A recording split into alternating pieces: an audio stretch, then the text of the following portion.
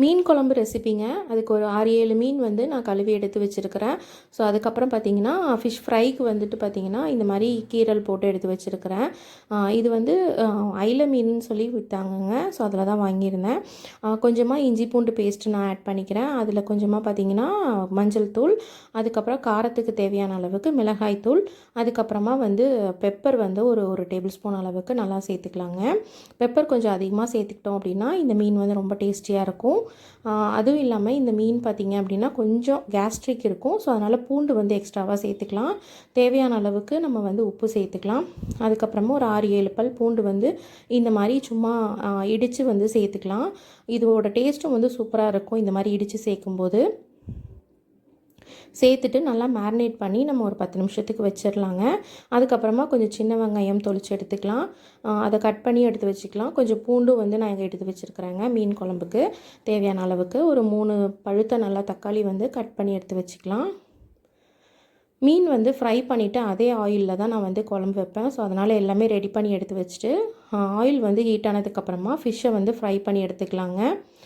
இந்த fish fry பார்த்திங்கன்னா அப்படி வந்து நல்லா வந்து மசாலா வந்து நல்லா கோட்டாயிருக்கும். இது ஃப்ரை பண்ணி எடுத்ததுக்கப்புறமா சூப்பராக இருக்குங்க.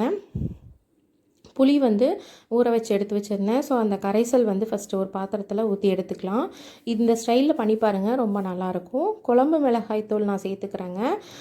இது வந்து நல்லா வந்து டேஸ்ட் வந்து சூப்பராக இருக்குங்க. இந்த மாதிரி குழம்பு மிளகாய் தூள் இதில் ஆட் பண்ணும்போது கொஞ்சமாக வந்து கொத்தமல்லி கருவேப்பிலையும் சேர்த்து அதில் வந்து கரைச்சி எடுத்து வச்சுக்கலாம். ஆயிலில் வந்துட்டு வெங்காயம், பூண்டு, அதுக்கப்புறம் கடுகு, உளுந்து இதெல்லாம் சேர்த்துட்டு கருவேப்பிலை எல்லாம் சேர்த்து கொஞ்சமாக உப்பு சேர்த்துட்டு இந்த மாதிரி நல்லா வந்து வதக்கிக்கலாம். இந்த கலரில் சேஞ்ச் ஆனதுக்கப்புறமா கட் பண்ணி வச்சுருக்க தக்காளியும் சேர்த்துக்கலாம்.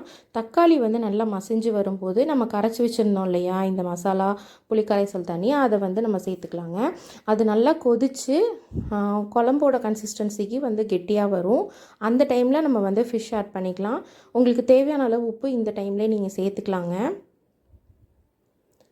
சேர்த்துட்டு குழம்போட கன்சிஸ்டன்சி வந்ததுக்கப்புறமா ஃபிஷ்ஷை போட்டுட்டு ஒரு 10 நிமிஷம் நம்ம சிம்மில் வச்சு வேக வச்சோம் அப்படின்னா மீன் குழம்பு சூப்பராக ரெடி ஆயிரும். இதே ஸ்டைலில் நீங்கள் ட்ரை பண்ணி பாருங்கள். ரொம்ப சிம்பிளாக ரொம்ப சூப்பராக இருக்கும். இவ்வளோதாங்க, மீன் குழம்பு சூப்பராக ரெடி ஆயிடுச்சு. நீங்களும் வீட்டில் ட்ரை பண்ணி பாருங்கள். தேங்க்யூ. தேங்க்ஸ் ஃபார் வாட்சிங்.